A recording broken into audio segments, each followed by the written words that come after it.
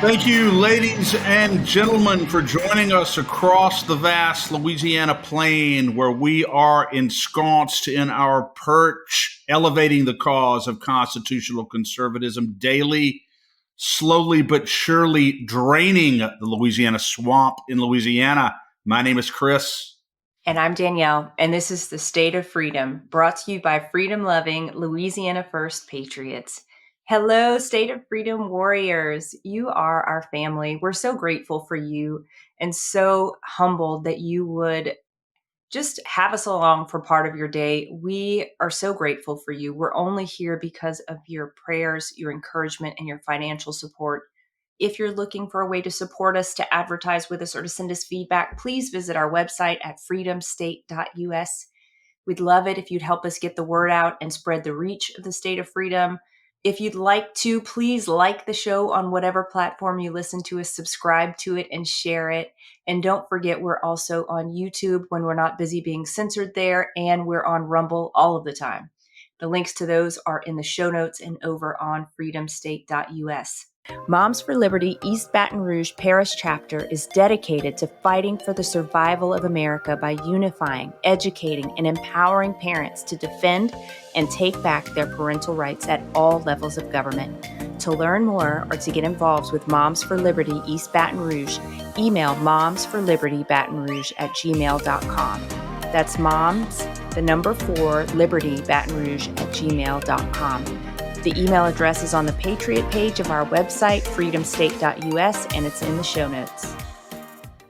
Well, today we are starting part 2 of the Session in Review series. We're not yet sure how long it's going to take to give a true and faithful accounting of what happened this past session, but we will keep going until it's done. Indeed, That's our commitment to you. Indeed, we shall.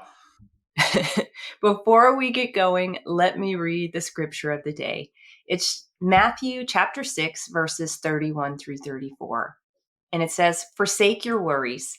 Why would you say, 'What will we eat?' or 'What will we drink?' or 'What will we wear?' For that is what the unbelievers chase after.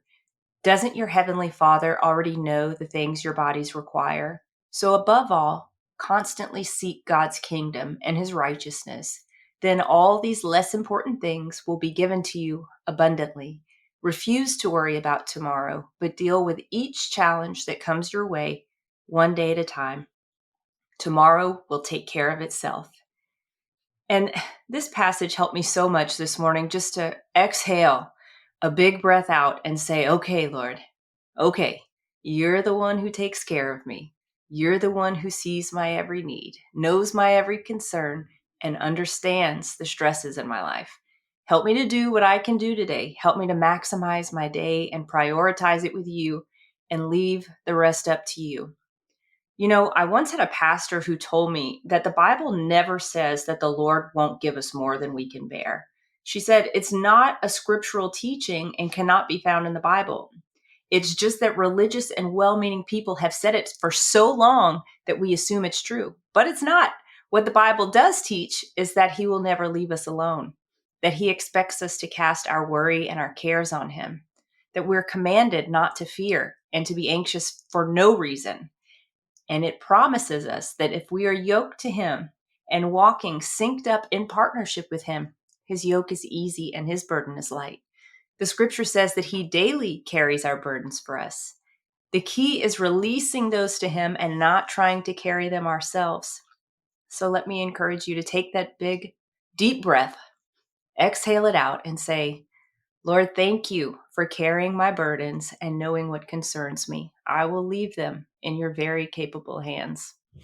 Danielle, not only is it not scriptural, the suggestion that the Lord will not give us more than we can bear, the only thing that really drives us to the cross and drives us to the refuge that his arms offer us is precisely when he does give us more than we can bear.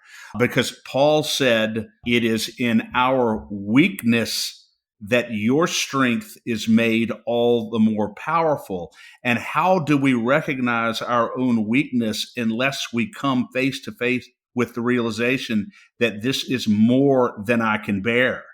And that directs me to the foot of the cross, directs us to Jesus, to his heart, and to his power. So I think that being given more than we can personally bear is essential to a true conversion to the heart of Christ. It is essential to a profound surrender to his mystery and to his power and to his grace. So I'm so glad that you brought that up, because again, it is not scriptural to suggest that God's not going to give us more than we can bear. In fact, I think it's contrary to the scripture and contrary really to the heart of God, to the truth of Christ.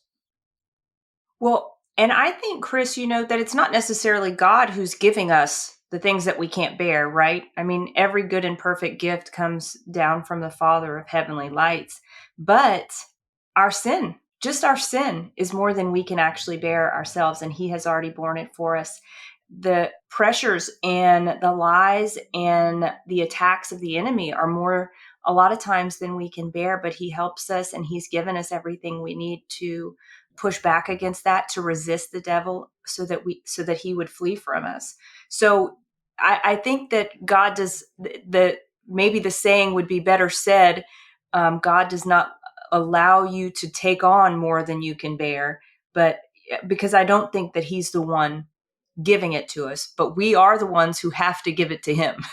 We have to give it back to him. And Abraham Lincoln, Danielle, said that many times have I been driven to my knees by the overwhelming conviction that I had nowhere else to go. I can assure that Abraham Lincoln in that moment did not believe that he had not been given more than he could bear. Yeah, he was going to his knees to ask for God's strength and providence in moments, probably of God only knows what he was dealing with, trying to run a country and trying to manage a war. But I love that quote, and it is everything that you've said is just a reminder that we can go to the Lord and surrender everything to Him. Yeah. And you know what, Chris, what you just said about Abraham Lincoln really does make me want to revise my statement, because sometimes it is the Lord who gives us more than we think we can bear, right? The burden of a responsibility that we're called to fulfill. That may come from the Lord. Now, the cause, the reason behind that, the Lord gave Abraham Lincoln his position to carry the United States through the Civil War. He didn't create the Civil War. The Lord didn't create the conditions for the Civil War.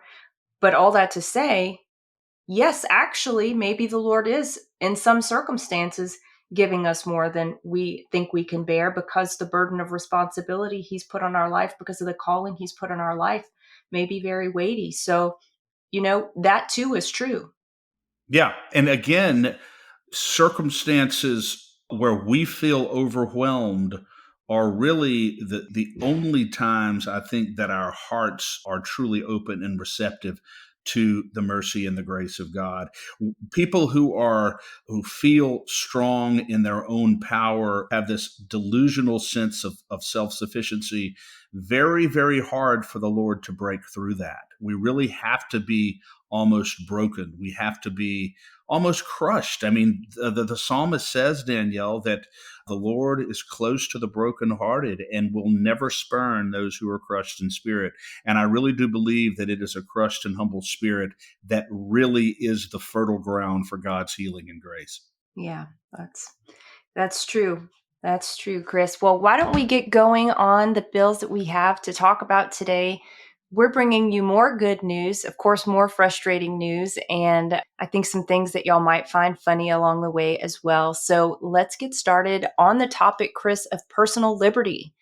The first one up is House Bill 344 by Representative Larry Bagley, and he was trying so hard to repeal the requirement for vehicle inspection stickers. And as I mentioned, I and my sister, more my sister than me, was prepared to do cartwheels across the yard in full view of all the public if this were to pass. Unfortunately, it failed.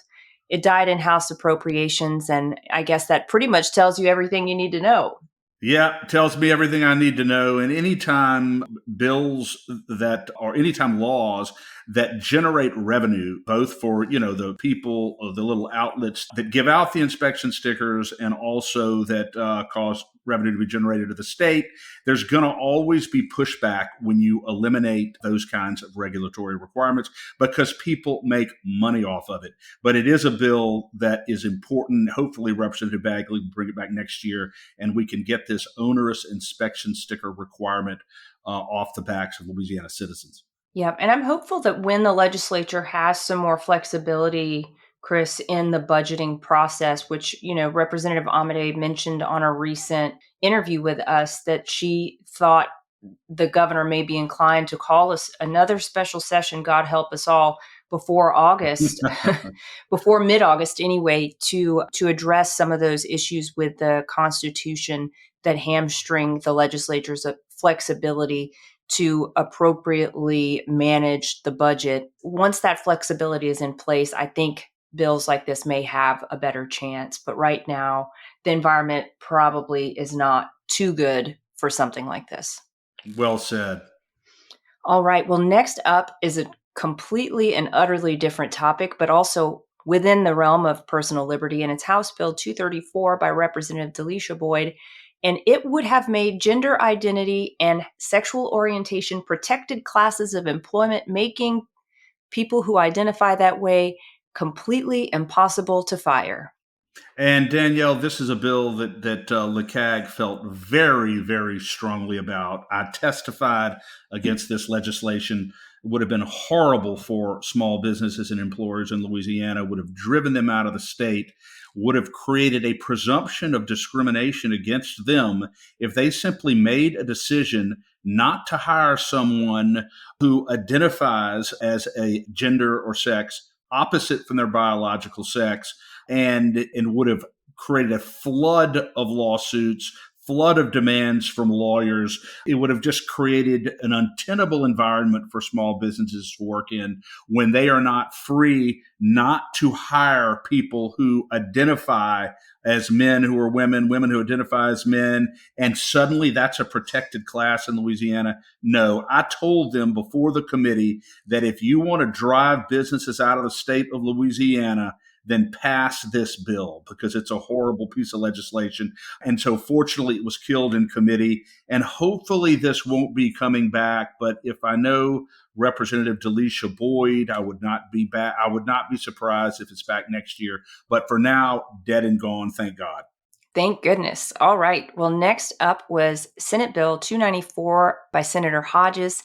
And this one confirms the protections of the First Amendment on college campuses and outlines what is not included in free speech, just as a happy little reminder. If you're behaving like a criminal or doing criminal acts, that is not protected free speech. If you're being paid by foreign adversaries to protest in a way that is not becoming, that is also not protected free speech. Very, very important bill that does exactly what you just said, Danielle, and also protects really the speech and the behavior that is being targeted on college campuses across America, which is conservative constitutional speech. That's what's being chilled. That's what's being suppressed. That's what's being vilified. That's what's being doxxed.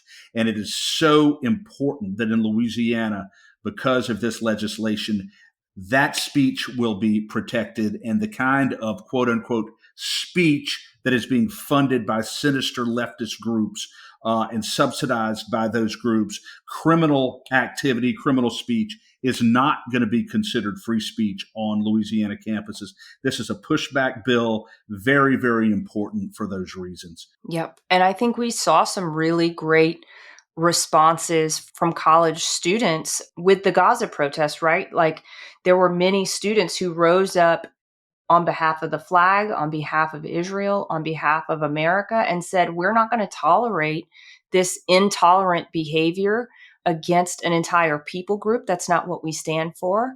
And I was just so blown away to see the support on college campuses. I think it was ULL. It was definitely LSU. I'm not sure what other colleges participated in that, but we saw some really remarkable, honorable behavior rise up on our college campuses in the last couple of months. En masse, Yeah. loud, clear, confident, and unashamed. And I was so proud to see it. It sort of renewed my faith in our college students that perhaps they are rejecting some of the woke garbage that's being taught on college campuses. And I really think a lot of them view the college experience, Danielle, as a means to an end. Let me get through this. I know I have to get this degree to move on with my life, but I believe they're becoming more and more discerning about some of the garbage that's being taught on college campuses. Yeah. So kudos to them. That's Yeah. just so fantastic to see. And I'm not sure why this was a party line vote and the Democrats are found here literally opposing the First Amendment, but it was. And they voted 28-11 in the Senate and 71-23 in the House. Although Democrats Roy Adams and Robbie Carter voted with the Republicans in favor of reasserting the right of free speech and the right of assembly on college campuses. So cheers to you guys. We appreciate you standing for this. I It's almost been feel like, yes, I almost feel like coming up with a chant. Go, Roy, go, Roy, go, Roy, get it done, Roy. Okay. Sorry. It's all good. I like it. I like the chant. I'll let you sing it to him when he comes on the show. Yes. Cool. I bet he'll enjoy it. Okay. So that one, this bill has been sent to the governor for signature. And next up is a bill that you have heard. If you have listened to any of our episodes, you have probably heard some reference to this bill. It's not so affectionately known as the cockroach, and it is Senate Bill 98, this year being brought by Patrick McMath, and it would criminalize handheld cell phone use while driving. We obviously strongly oppose this. We think people are very, very capable of driving a vehicle and speaking on their phone or holding their phone to look at directions when they need to see an exit, and being able to do that while not causing any problems for any other drivers. Chris, this one sailed through the Senate Transportation Committee and the full Senate with only 6 objecting on the Senate floor and standing up for individual liberty and common sense. So let me give credit where credit is due there. Those senators were Jean-Paul Cusson, Mike Fessy, Franklin Foyle, Blake Miguez, Greg Miller, and Alan Seabaugh. And then it went on and passed House Transportation Committee 12-0. And then, for those of you who have been following it, you know that it was killed really by Representative Mike Bayham with a rousing speech on the House floor. We had Representative Bayham on. His episode was episode 179. He talks about his personal experience that led him to be such a hater of this kind of legislation. And his speech squashed the cockroach that never seems to die. And only 21 reps after his speech voted for it and 72 against it, which I think is very, very incredible considering how it was just sailing through. I think it really surprised Senator McMath to see it just completely hit a brick wall there. But the Republicans who voted for the bill, so the Republicans who voted to criminalize the use of a handheld cell phone while driving, let me list them. They were Tony Bacala, Ryan Boriak, Chad Boyer, Kim Carver, Chance Henry, Big John Ilg, Jeremy Lacombe. Those 2 are some very familiar names by now. Jack McFarland, Wayne McMahon, Dixon McMakin, Brock Myers, Chris Turner, Mark Wright, John Weibel, and Z Zarang. I'm giving Dixon McMakin a pass on this. Just going to assume that he was half asleep when he voted for this because he's done an awful lot of good things, consistently doing pretty good across the board. Don't agree with the vote on that. He's my rep. That's why I bring him up.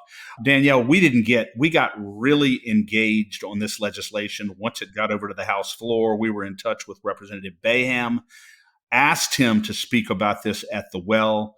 He agreed to do so. We had hundreds and hundreds of communications that went to representatives, text messages, calls saying you have to oppose this. This is enormously unpopular government overreach at its finest. It's a revenue harvesting bill for insurance companies and the state of Louisiana. This has got to go.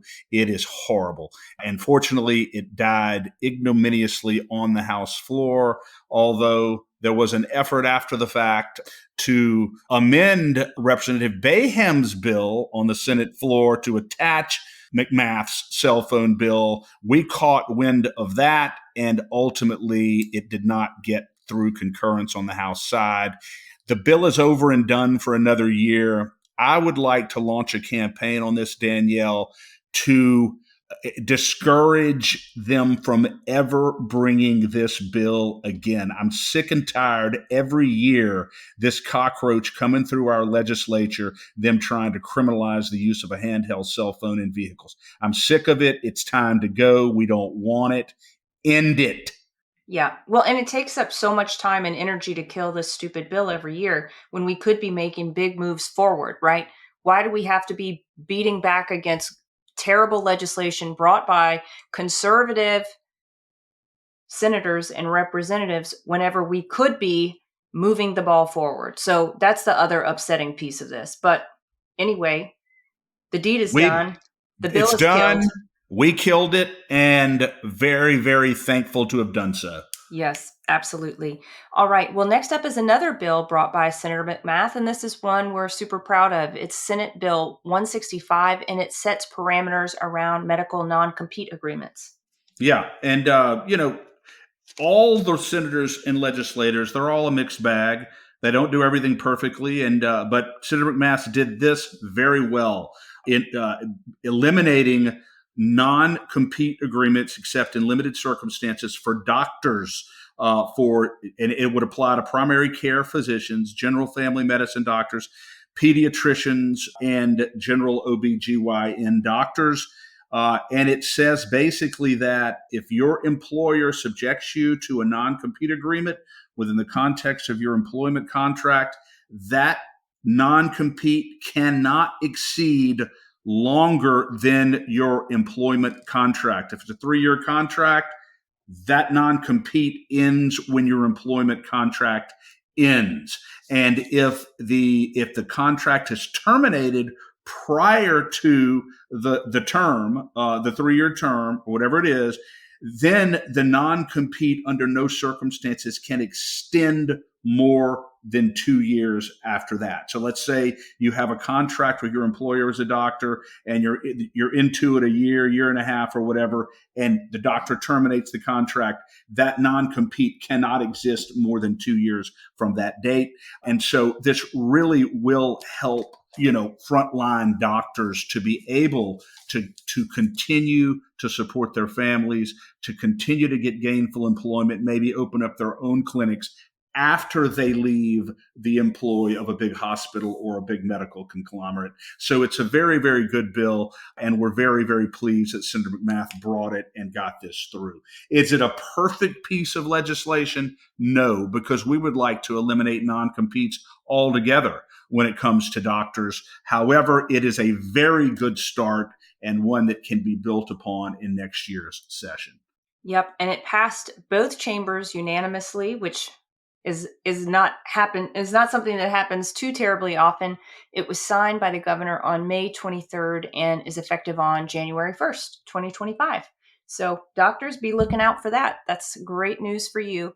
All right, up next is the topic of governance and good governance. So the first bill up is one that we thought was a fait accompli. It's House Bill 800 by Representative Bo Beaulieu, and it was the convention to amend the Constitution. This is a bill that we were fairly neutral on and frankly a little bit nervous about because, you just don't know where it's going to land. You don't know what's going to come out of that. You don't know what the agendas are of all the people who have their hands in the pot. And there were a lot of people who were going to have their hands in the pot, but it's something that Governor Landry really wanted to happen. So we really did think it was going to happen.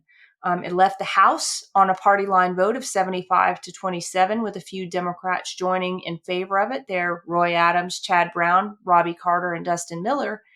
But the buck stopped at Senate and Governmental Affairs Committee chair by the chair, Cleo Fields, a Democrat who was appointed by the Senate president to that post. and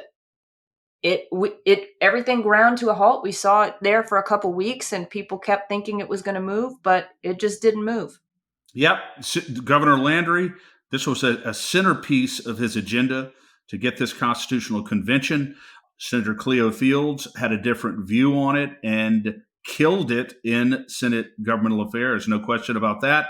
And Senator Cleo Fields is someone who, again, was appointed to that position in hopes that he would act in good faith and help advance Governor Landry's agenda. But this, to me, Danielle, is one of the textbook reasons why it's always a danger to appoint Democrats to chairmanships in Republican-dominated legislatures, because there's never any guarantee about what they're going to do there, about how they're going to act, and there's no guarantee that they're going to advance the conservative agenda. I did, by the way, have reservations about this constitutional convention, as you had. We were neutral on it from the beginning. We had Representative Boyer on the show to talk about the Constitutional Convention, which did allay some of our anxieties, but it did appear to be moving in a rather rushed way. We were uncertain, as you said, about what really the parameters of the convention were, what constitutional provisions were really at stake, what were vulnerable to be changed. And, all in all, I can't say that I'm at all disappointed, really, that this did not get through. No, I'm quite a bit relieved, honestly, because if you think about it, you had an entire legislature that's completely wiped out and exhausted going into a constitutional convention. That's not a good starting ground to get some positive things done. It's not, people are not necessarily in the same fighting shape they were whenever they got out of the gate. So I'm glad this is going to take some time to breathe, give the legislature some time to rest. Let's be reflective about what actually needs to happen, and maybe going into it, really put some strong parameters before this comes up again around what actually is available to be amended, because there needs to be some very strong boundaries around that to protect the rights of the citizens. Yes, and to avoid what's called a runaway convention. Whenever there is these constitutional conventions, there's always a danger of what they call a runaway convention, where they have certain things that they're supposed to be covering and that are subject to revision, amendment, but yet they end up doing all these things that were not part of the original agenda. And that's a runaway convention. And I do believe that there was a danger of that occurring if this convention had gone forward, which is another reason why it's probably good that it didn't. We don't agree with Senator Cleo Fields on everything. In fact, we don't agree with him on a lot of things. But on this, I can't say that I'm disappointed that he was instrumental in stopping this from going through at this time. If it had gone, we would have certainly made the best of it and done everything we could to make sure that Louisiana citizens were protected. But it's not something that we have to deal with, at least not this summer. Yes, and I believe I mentioned this either last episode or earlier in this episode, but Representative Amedee mentioned that a special session may be called to address some of the impending issues with next year's expected budget shortfall.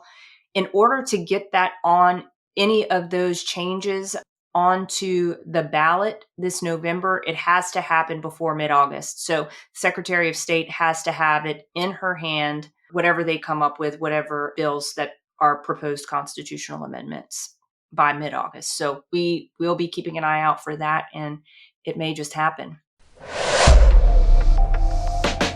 I'm excited to share a fantastic opportunity for State of Freedom listeners who are interested in investing in precious metals or even starting a home-based business in the precious metals industry.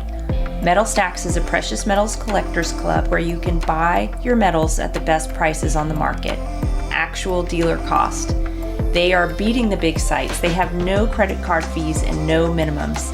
If you're just interested in purchasing metals at a great price, visit metalstacks.com/dwalker. Get to shopping. That helps me out. I get the commission. You can also refer people to Metal Stacks for an additional income. If you're interested in learning about the referral business aspect of Metal Stacks, email me directly at Danielle@freedomstate.us for more information. All right. Well, On another revenue generating issue, Senate Bill 221 by Senator Kathy. This is just, it honestly really burns me up that this bill failed, Chris. He was proposing that tax revenue generated locally by in a particular way should benefit the localities themselves and not have to go through the filter of Baton Rouge to the entirety of the state. And it makes perfect sense to us. The bill simply would have said that taxes from the railroad companies that they have to pay when these railroad companies that are not from Louisiana go through parishes all over the state using tracks laid down in those parishes, to the extent that they're using the infrastructure of those parishes, that those parishes should benefit equitably pro rata from those taxes. And it shouldn't all be going to Baton Rouge. And it was just an equitable distribution of tax revenue based upon the amount of rail car laid down and the amount of rail actually used in the parishes throughout the state. And it was a very, very good bill. Unfortunately, the powers that be in Baton Rouge, including the sheriff, prominent state senators, and others, opposed the legislation because they want all the money to come to Baton Rouge. Look, we live in Baton Rouge. We don't have any problem with money coming to Baton Rouge, but this was a fair bill. And it's not coincidental that the people who opposed it were power brokers and the institutional politicians right here in Baton Rouge, but they managed to kill this legislation. I got a feeling Senator Kathy's going to bring this back again next year. It's a good bill. I hope he does bring it back again next year. And I think I mentioned this before, Chris, but what really upsets me about this is for the parishes, the pie that they were working from, if it just went to the parishes, it would make a big difference in their budgets. But the way that it gets watered down to the whole state, it doesn't add that much to the other places. So it's not like there's a huge loss for anybody else, but it would stand to be a huge gain for the parishes that are actually having the through traffic. So like you said, it's Absolutely. only fair, but it's really disproportionately unfair to handle it the way that it's being handled. So I would like to think that those representatives would stand up for their constituents the same way Senator Kathy is standing up for his, and that they would recognize that this is something that should be equitable, and truly all tax revenue should be handled this way. Absolutely. And as you said, Danielle, 450 or $500,000 a year going to Caddo Parish or going to, Winfield or someplace like that means a lot more to those folks than being dumped into the deep, dark black hole Yeah. down here in South Louisiana in Baton Rouge. Yeah. So Baton Rouge might get $25,000 when Caddo could get 500. It makes no sense. It makes absolutely Exactly. no sense. This one failed in Senate Revenue and Fiscal Affairs, which makes perfect sense. And the folks who voted against that in committee were Joseph Bowie, Patrick Connick, Franklin Foyle, Sam Jenkins, Eddie Lambert, Beth Mizell, and Bill Wheat. So if any of those are your senators, you might want to call and talk to them about fairness, because when a bill like this comes to your parish, you would want them to stand up and fight for you. I want to give a hats off to Senator Adam Bass from up in North Louisiana, who asked some very penetrating questions in this committee hearing and voted for the bill. Also, Democratic Senator Jay Luno also was very vocal in favor of the bill. So I wanted to give a hats off to both of those senators in supporting this legislation. Awesome. Well, Senator Kathy brought another common sense piece of legislation. This one did pass, and it was Senate Bill 302 related to traffic camera restrictions. Yes, thank God, Senator SB 302, Senator Kathy. It's not exactly in the same form it was when it was first offered, when it first was filed. However, it will require that there can be no speed device, even in school zones, except during school hours. Also, that these handheld radar guns can only be used and operated by trained law enforcement officers, no third party contractors invading parishes and going in there and trying to revenue harvest for the parish and have contracts with the parish based on this. They can't do it. It's got to be sworn law enforcement officers. There have to be signs within either 500 or 1,000 feet anytime you enter one of these speed zones. Also, there can be no criminal violations. A violation of this statute cannot be considered a criminal violation. And also, there's provisions in the legislation that require truly meaningful administrative hearings when a person objects to or contests one of these tickets. So it doesn't do away with these obnoxious devices altogether, but it is very effective, and it's going to create more transparency and more protection for the Louisiana motorists. So hats off to Senator Kathy. You know, it's funny, anytime money is involved that will restrict the flow of money to parishes or to contractors, there's always opposition on legislation like this, even if it's good for Louisiana citizens. Yeah, it's true. And Chris, I just want to also bring up that the state of Illinois was sued just, I think, the week after session ended, or the week session ended. It may have been literally the day session ended. They're getting sued over license plate reading cameras. And I know there was similar legislation or adjacent legislation to this that would have banned any license plate reading traffic ticketing device. And so I hope that Illinois paves the way for those things to be deemed unconstitutional and illegal, like we know they are. Yeah, so this is a chink in the armor, a big chink in the armor. And next year, hopefully, Senator Kathy or some other senator or representative busts the door down on this, because these are just obnoxious. Yeah, super obnoxious. All right. Well, next up is a bill related to public records, and it's Senate Bill 482, brought by Senator Cloud. We had her on the show to talk about this. We had mixed feelings about this. It was related to the public records request specifically from the governor.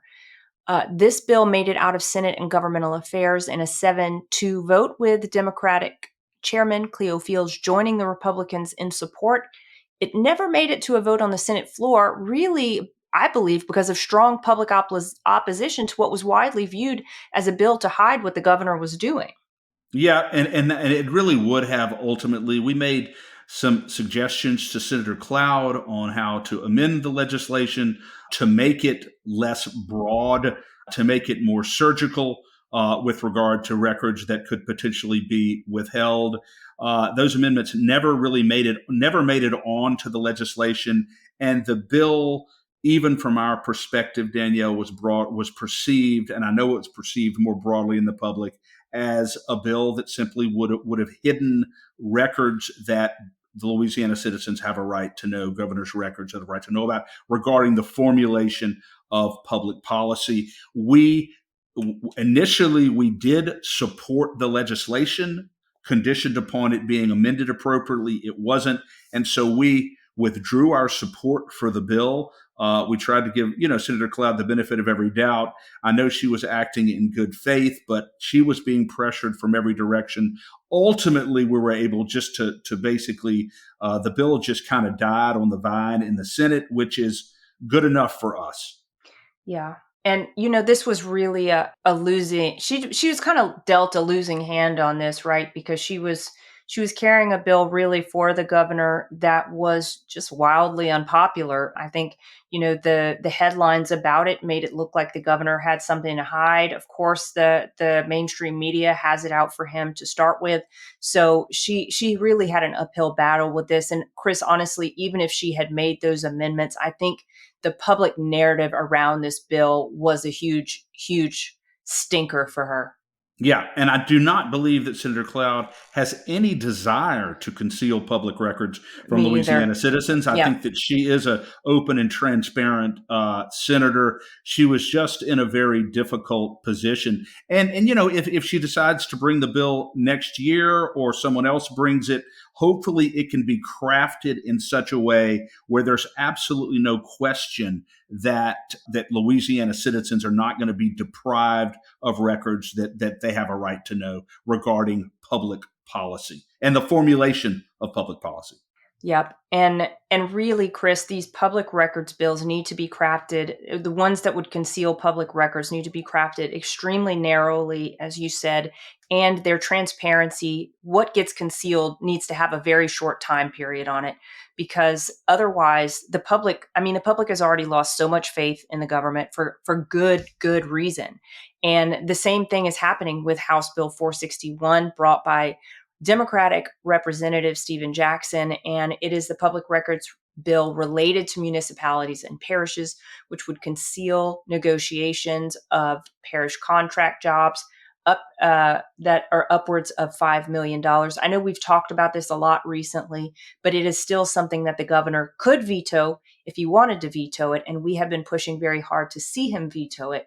And we have not really gotten any feedback from his office on whether he will do that or not, which does not lead me to believe that have reason to hope that he will. We have made our feelings known, and hundreds of others associated with us have made their feelings known very directly about how bad this piece of legislation is. If, in fact, by the time this episode airs, it is still pending and the governor has not already vetoed it or signed it, please do the call to action at LACAG.org, HB 461, and encourage the governor to kill and veto HB 461. Yeah, and because this bill was one that kind of came down to the wire, let me just talk through some of the voting that happened on this. It passed the House in a 79-18 vote in a very bipartisan manner. The only people who voted against it were Republicans, pretty conservative ones. They were Beryl Amity, Josh Carlson, Raymond Cruz, Kathy Edmonston, Peter Egan, Julie Emerson, Brian Fontenot, Jay Galley, Danny McCormick, Chuck Owen, Neil Reiser, Rodney Shammerhorn, Lori Schlegel, Joe Stagney. Maybe he's not the most conservative one, so I can't say that. Philip Tarver, Francis Thompson, Lauren Ventrella, and Roger Wilder. They all stood for transparency in government negotiations and spending at the local level. When it got over to the Senate, it failed in its first vote, as you might remember. It was a 19-19 vote. And Republicans Mark Abraham, Jean Paul Cousin, Cameron Henry, Bob Hinskins, Caleb Klein Peter, Beth Mizell, Bob Owen, and Mike Reese all voted in favor of the bill, in favor of concealing public records, public negotiations from the public record. And Patrick McMath was absent. This got called up for a revote. And we really thought that we had held the line. There was a lot of pressure put on the Senate, and I know, Chris, you made a lot of phone calls on this one. Senators Patrick Connick, Mike Facey, and Glenn Womack moved from being against the bill to voting in favor of it. I still need to talk to Senator Facey about that. He's my senator. And Beth Mizell and Bob Owen changed from yes to no votes. And yes, and so did, and because we reached out directly to Senator Mizell. Senator Foyle also changed his vote from yes to no, if I'm not mistaken. He voted against it the second time, as he said he would. And then Senator Patrick McMath, who was absent on the first vote, he was present and he voted against it the second time around. Apparently, although those folks switched to the no column, there were others that switched to the pro column, and it ended up passing in a 20-18 vote very, very narrowly. So needless to say, not a very popular piece of legislation. And the governor has every grounds to veto this. Yeah, he does have every grounds to veto this, and I certainly hope that it does. It's sitting on his desk, so we haven't seen that he has signed it, but of course it can just pass into law if he doesn't sign it, but he does have the opportunity to veto it. So very hopeful that he does that. Well, next up is another bill on transparency related. It is by Representative Mike Johnson, House Bill 103, and it requires live broadcast of all public meetings. It's amazing that we need to do this, but I'm very thankful he brought it, because there are meetings that people aren't able to attend but want to know what's happening, or are able to maybe log in from their computer and watch it that way. So this bill did pass. It passed both chambers unanimously, and it's been sent to the governor for signature. Very, very grateful to have had the opportunity to testify for this transparency legislation, and it will require citizens and parents to be able to see at some point, actually in real time, what's going on with their local governments, their local school boards, and that sort of thing, because people get busy and may not be able to attend these things in person, but they do care. And it's very, very good to have live broadcasting of meetings that affect members of the public, and particularly parents. Yeah, And their children. exactly. Exactly. Well, Chris, why don't we wrap it up there? I know we have more to get through, but yet again, I mean, the bills are just there's basically like a waterfall of bills. There's just so many more than we think we can tackle in a single episode. And we don't want to overwhelm the listeners with all of that. Although much of it is good news, we can pick back up here on the next episode. I think you'll be pleased to see that a lot that we have seen vetoed in past sessions has reemerged and has been successful in getting through not everything, but most things. So we're very thankful for that. And until then, Danielle, until then, in the great words of William F. Buckley Jr., inveighing we shall go, preserving the grand state of freedom in Louisiana. We will. Thank you so much, Chris. Talk to you soon. God bless you. God bless. Thanks for listening to The State of Freedom. To stay on top of all the calls to action we mentioned today, just check out the show notes for the episode. If you'd like to support the show financially, visit our website at freedomstate.us. If you'd prefer to give by mail, you can send a check to The State of Freedom, LLC, at P.O. Box 861, Berg, Louisiana 70343.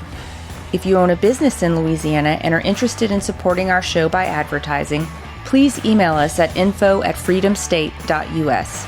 To get involved with Louisiana Citizen Advocacy Group, visit lacag.org, LACAG.org, or email Chris at chris@lacag.org. If you're enjoying the podcast, please subscribe and share it. Give us a 5-star rating in the reviews. Thanks again, everybody. We'll see you next time.